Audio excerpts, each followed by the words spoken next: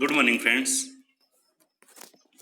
ફરીથી આપણે પાર્ટ 2માં આગળ વર્લ્ડ ડિઝનીની વાત કરવા જઈ રહ્યા છીએ. આપણે જોઈએ છીએ આપણે જેના અદ્ભુત અવિસ્મરણીય જે ચર્ચાઓ એના બ્રધરે કરેલ છે એટલે કન્ટિન્યુ આપણે પેરેગ્રાફ આગળ જઈએ છીએ.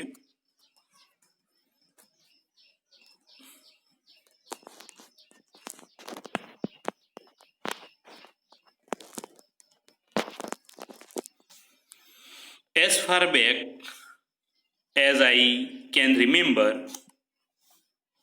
કહે છે કે ભૂતકાળની મને વાત યાદ આવે છે. કહે છે કે વર્લ્ડ વોઝ ડ્રોઈંગ, વર્લ્ડ જે ચિત્રો દોરતો, the first money ever he made was nickel for a sketch of a neighbour's horse. આ સેન્ટેન્સ મિત્રો તમે ખાસ યાદ રાખજો કે સૌ પહેલાં એને જે પડોશીનો જે ઘોડાનું સ્કેચ દોર્યું,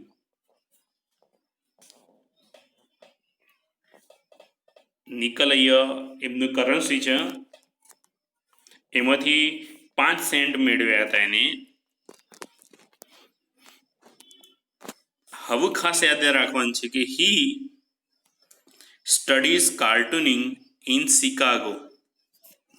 પ્રશ્ન પૂછાશે કે વેર ડીડ હી સ્ટડી કાર્ટૂનિંગ, કે કાર્ટૂનિંગ ક્યાં શીખ્યો હતો? તો તમારે એક જ શબ્દ યાદ રાખવાનો, કયો આગળ? શિકાગોમાં. યાદ રાખજો, સ્ટડી, આ બે શબ્દ યાદ રાખવાના. સ્ટડી એટલે શિકાગો, અને ફર્સ્ટ ઇન્કમ નેબર્સ હોર્સ, આ પણ યાદ રાખવાનું. મતલબ આ પેરેગ્રાફમાંથી ઘણા બધા ક્વેશ્ચન બનશે મિત્રો. And then started a little animated cartoon company in Kansas City. આ યાદ રાખજો. હવે આને કઈ રીતે યાદ રાખવાનું કે એને એનિમેટેડ જે કંપની હતી, કાર્ટૂન કંપની, એ ક્યાં આગળ શરૂ કરી હતી? કેન્સાસ સિટીમાં. યાદ રહ્યું મિત્રો? શું કે સ્ટડી કયો? શિકાગો. કાર્ટૂનનો ક તો શું? Kansas city. કંપની ક્યાં સ્ટાર્ટ કરી હતી? કેન્સાસ સિટીમાં. બટ ધેટ ફ્લોપ, પણ એ શું થયું હતું? નિષ્ફળ ગઈ રહી છે. કે I was in Los Angeles when Walt just 21 year. જ્યારે 21 વર્ષનો હતો ત્યારે એને શું ડિસાઇડ કરતું? આ યાદ રાખજો, decided to try his luck in Hollywood. પ્રશ્ન પૂછાઈ શકે છે કે when did he decide to try his luck in Hollywood?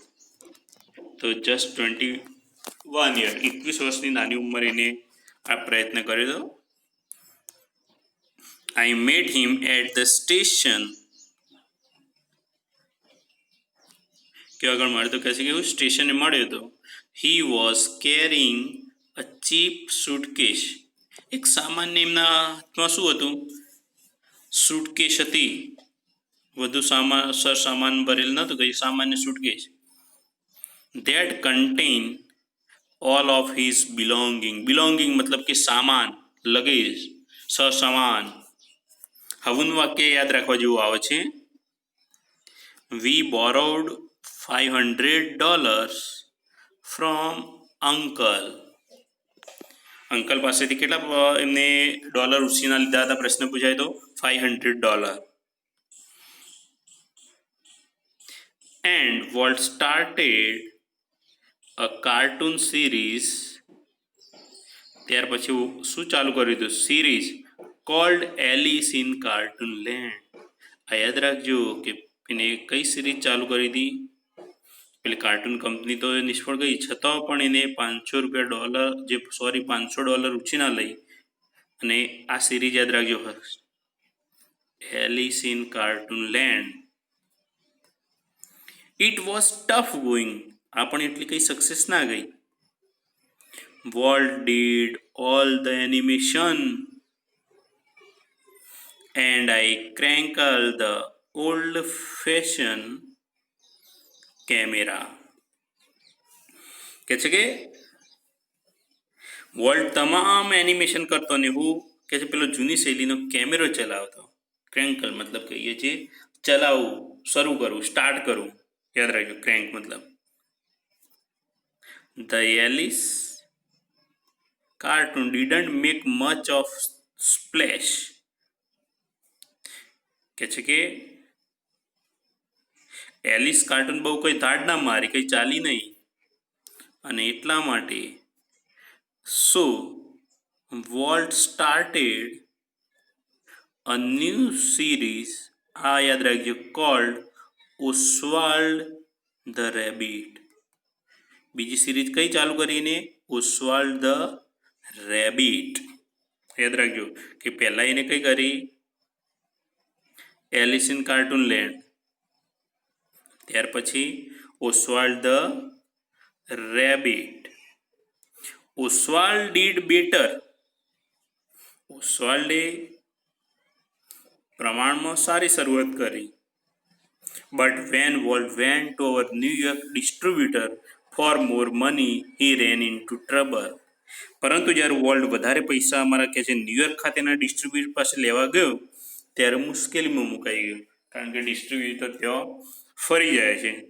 મતલબ મિત્રો આ પેરેગ્રાફમાં પણ કઈ કઈ બાબત યાદ રાખી કે ફર્સ્ટ સ્કેચ નેબર હોર્સ એની ફર્સ્ટ ઇન્કમ. સ્ટડીડ કયો આગળ? કાર્ટૂનિંગ શિકાગો.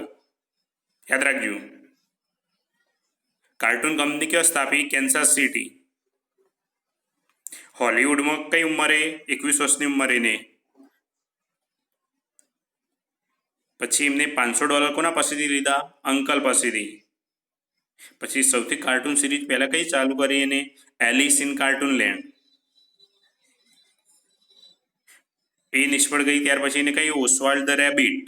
સફળ થઈ પણ એમાં પૈસામાં ભરાઈ ગયા. મતલબ આ પેરેગ્રાફમાંથી આટલું તમે અંડરલાઈન કરીને અલગ સેન્ટેન્સ લખી દો એટલે શ્યોર કોઈ તકલીફ ના પડે તમને. નેક્સ્ટ પેરેગ્રાફ કરીએ છીએ. હવે એટલે એનો બ્રધર કહે છે કે what kind of deal did you make kid? I ask. કે છે મેં પૂછ્યું કે ભાઈ તે આ કેવો પ્રકારનો સોદો કર્યો? કે છે હવે વોટ સ્વીકારે છે. We haven't got a deal, Walt admitted. Admitted મતલબ એડ કરવું, ઉમેરવું. કે છે કે આપણને કોઈ હિસ્સો મતલબ કે ભાગ મળ્યો નથી. કે છે કે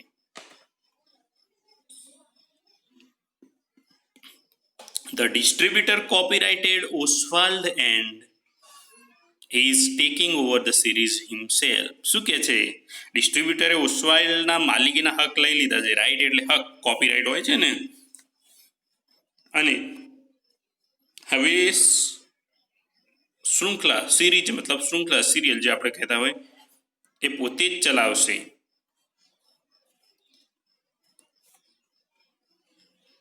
સ્ટ્રેન્જલી Walt did not seem downhearted. આશ્ચર્ય વચ્ચે સ્ટ્રેન્જલી મતલબ આશ્ચર્યથી કે વોલ્ટ જરા પણ ના હિંમત. ડાઉન હાર્ટેડ મતલબ કે હિંમત હારી જવું, ડિપ્રેસ થઈ જવું. આ યાદ રાખજો મતલબ મિત્રો. ડિસ્કરેજ, અનહેપી પણ કહેવાય. ડાઉન હાર્ટેડ મતલબ આ શબ્દ યાદ રાખજો. ડાઉન હાર્ટેડ શું કહ્યું? ડિપ્રેસ, અનહેપી કહેવાય, ડિસ્કરેજ પણ કહેવાય છે એને. હા આગળ જોઈએ. We are going to start a new series. કહે છે કે એને ઉત્સાહભેર કહ્યું. Enthusiasm કે આપણે એક નવી સિરીઝ ચાલુ કરવા જઈ રહ્યા છીએ. And this time we sail on the mouse. અને કહે છે કે શેના વિશે છે? It is about mouse. એ ઉંદર વિશે છે ને આપણો ઉંદર હશે. મતલબ કે પોતે જ એના ડિસ્ટ્રીબ્યુટર રહેશે કે કોપીરાઇટ પોતાને પોતે પાસે જ રાખીશે. એ અહીંયા વાત કરી છે એમને. હવે યાદ રાખજો કે ધ રેસ્ટ ઇઝ હિસ્ટ્રી. અને પાછળ જુઓ તો એક ઇતિહાસ રચાઈ જાય છે. વોલ્ટ્સ માઉસ કે છે વોલ્ટના ઉંદર Mickey celebrated his 40th birthday in 1968. કે છે કે મિક્કીએ જે 1968 40મો જન્મદિવસ જે મનાવ્યો. And a happy 14th it was. અને અત્યંત આનંદદાયક હતો. મતલબ કે એની થર્ડ સિરીઝ યાદ રાખીએ આપણે. પહેલી કઈ હતી? એલિસ ઇન કાર્ટૂનલેન્ડ યાદ રાખી કે છે કે ઓસ્વાલ્ડ ધ રેબિટ, અને ત્યાર પછી મિક્કી માઉસ. આગળ જોઈએ. A quarter of billion people so Disney movie in 1968, કે 1968 ડિઝની મૂવી 25 કરોડ લોકોએ જોઈ. યાદ રાખજો, ક્વાર્ટર ઓફ બિલિયન, ચોથો ભાગ અબજનો, એટલે કે 25 કરોડ લોકોએ જોઈ. 100 million 100 million watch Disney show. Disney show કે છે કે જે કેટલા 10 કરોડ લોકોએ જોયો કે છે કે નિયરલી અ બિલિયન રીડ ડિઝની બુક और मैगजीन કે છે કે લગભગ 25 કરોડ લોકોએ ડિઝની પુસ્તક કે સામાયિક વાંચ્યું, અને લગભગ and almost 10 million visited Disneyland, અને 1 કરોડ લોકોએ ડિઝનીલેન્ડની મુલાકાત લીધી કે છે. And Mickey, as Walt used to say, started it all. અને વોલ્ટ કહેતો તેમ આ બધી શરૂઆત કોને કરી? મિક્કીએ કરી આપી એમને. મતલબ કે એની સફળતાની વાત કરી છે આ પેરેગ્રાફમાં, કે કેટલા લોકોએ ડિઝની મૂવી જોઈ. Okay, yes. આપણે આગળ જોઈએ છીએ. હવે ખાસ મિક્કીની સફળતાની વાત આવી. Mickey was only the first successful product of Walt's matchless imagination and ability to make his dreams become reality. કહે છે કે વોલ્ટની બેજોડ કલ્પના શક્તિ, ઇમેજિનેશન મતલબ કલ્પના શક્તિ,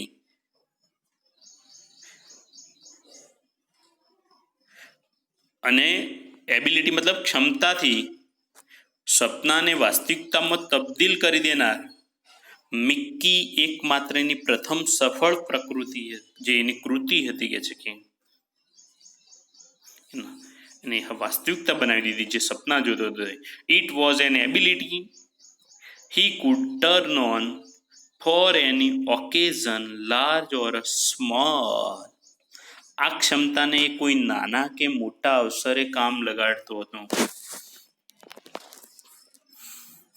Once when my son Roy Edward had the measles, જો મિઝલ મતલબ કે જે ઓરી અછબડા નીકળે એને કહેવાય, કે જ્યારે મારા દીકરા રોય એડવર્ડને ઓરી નીકળ્યા હતા ત્યારે વોલ્ટ કેમ and told him the story of Pinocchio. જ્યારે વોલ્ટ આવીને એને પિનોચિયોની જેની સ્ટોરી કળાથી કહી કે છે કે which he was making at the time, એ સમય જેના પર કામ કરી રહ્યો હતો. when Walt told the story, it was virtuoso performance. કે છે કે જ્યારે એને વાર્તા કહી તેની કાબિલિયતનો પરિચય હતો. કે છે કે અહીંયા વર્ચ્યુસો શબ્દ તમે યાદ રાખજો, મતલબ કે માસ્ટરલી, જે સ્કિલફુલ પર્સન કહેવાય, કે અદ્ભુત આવડત હોય એની. હિઝ આઈ રિવિટેડ, જો રિવિટેડ મતલબ કે એને એટલો કોન્સન્ટ્રેટ કરી દેવો, તલ્લીન કરી દીધો.